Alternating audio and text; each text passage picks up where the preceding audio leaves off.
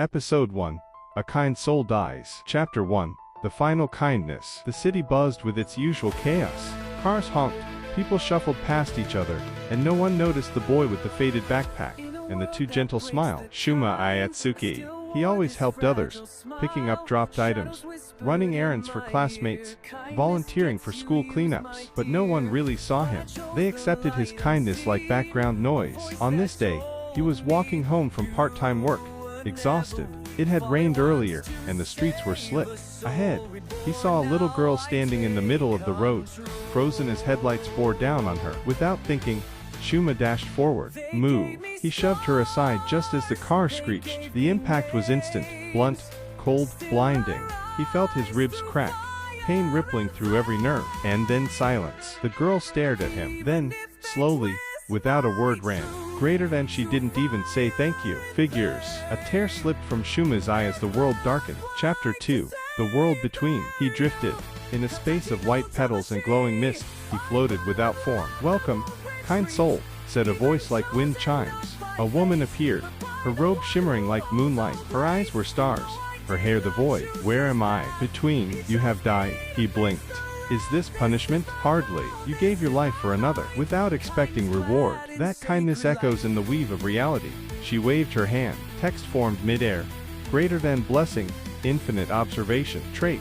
Limitless magical energy. Gift. Incantation-free spellcasting. Combat type.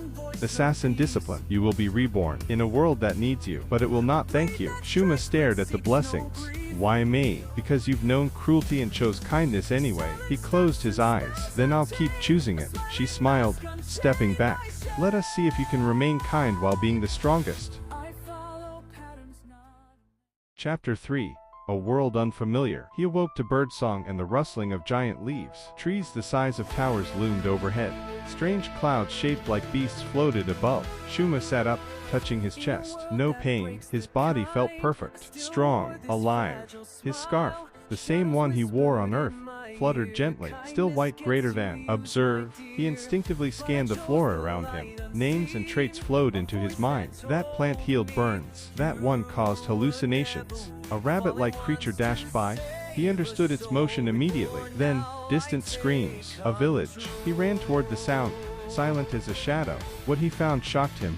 4 like monsters, attacking wooden homes, tearing carts apart. Villagers fled in panic. Greater than. Combat pattern. Open jugular. Strike to disrupt tendon. Weak spot behind eye. He moved. Fast. Graceful. Deadly, but not lethal. He subdued 3 monsters in seconds with pressure strikes, rendering them unconscious. Then came his first spell. Greater than. Lux Rend. Crescent Perch.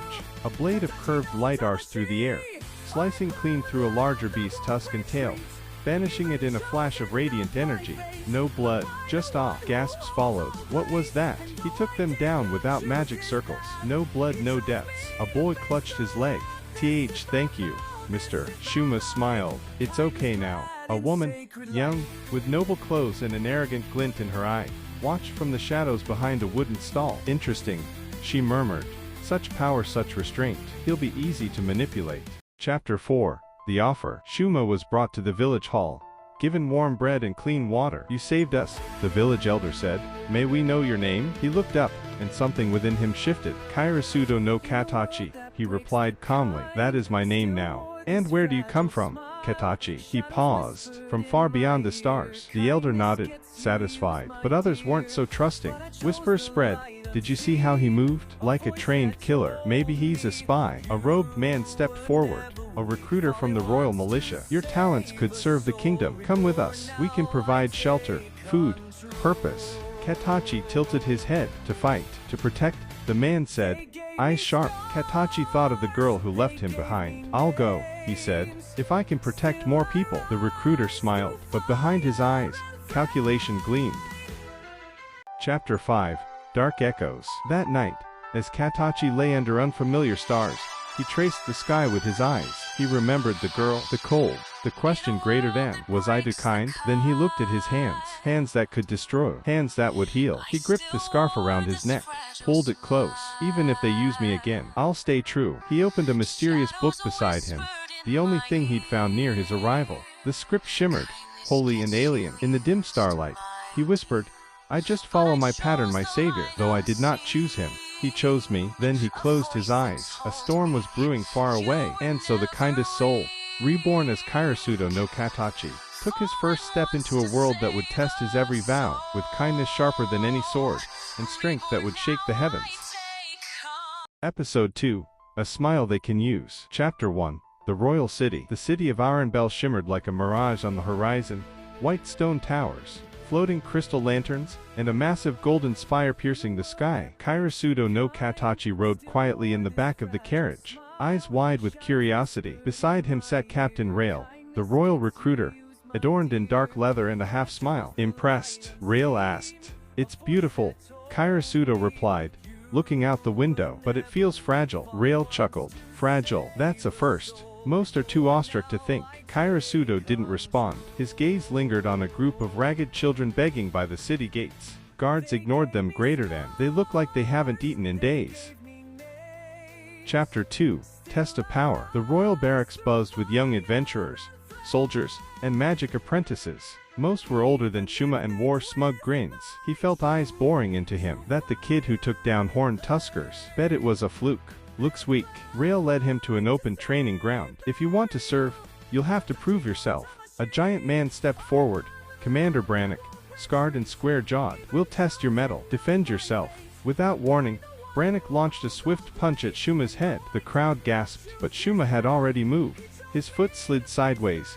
His hand met Brannock's wrist, and with a smooth twist, he flipped the commander onto his back. Silence. Then, cheers. Rail clapped slowly. Impressive. And clean. Shuma offered a hand to Brannock, who grunted, then accepted it. Chapter 3. Whispers in the Hall. Later that evening, Shuma sat in the soldier dormitory. He'd been assigned a small room, barely furnished. He cleaned it himself. A knock came. A young noble woman entered, the same one who had watched him in the village. Blonde hair, violet eyes, and a calculating smile. You're the hero of Greth village. I only helped. I'm not a hero. She extended her hand. Lady Elenra Virel, heir to House Virel. He hesitated, then shook it. Shuma, your skills are extraordinary, but you're too soft. Kindness isn't weakness. She laughed lightly. Oh, but it is. In this world, kindness gets you used. He met her gaze firmly. Then I'll keep getting used. If it helps people. Elenra stared at him for a long moment, then smiled wider. How fascinating. Chapter 4. Night Watch. Assigned to patrol the outer walls, Shuma moved silently beneath the moonlight. The cool air, the distant sounds of music from noble towers. It was all so different from his old life. He saw a guard slapping a peasant child. Thief. The child cried, holding a bruised apple. Stop, Shuma said calmly. Mind your business, the guard growled. Shuma stepped forward. He's hungry, not malicious. The guard lunged. In one smooth motion, Shuma dodged, disarmed, and pinned the man to the wall. Leave him. The guard cursed, then backed off. Shuma gave the apple to the boy. It's okay now. The boy stared. Why did you help me? Because you needed it. But no one ever does. Shuma smiled. Then I'll be the first.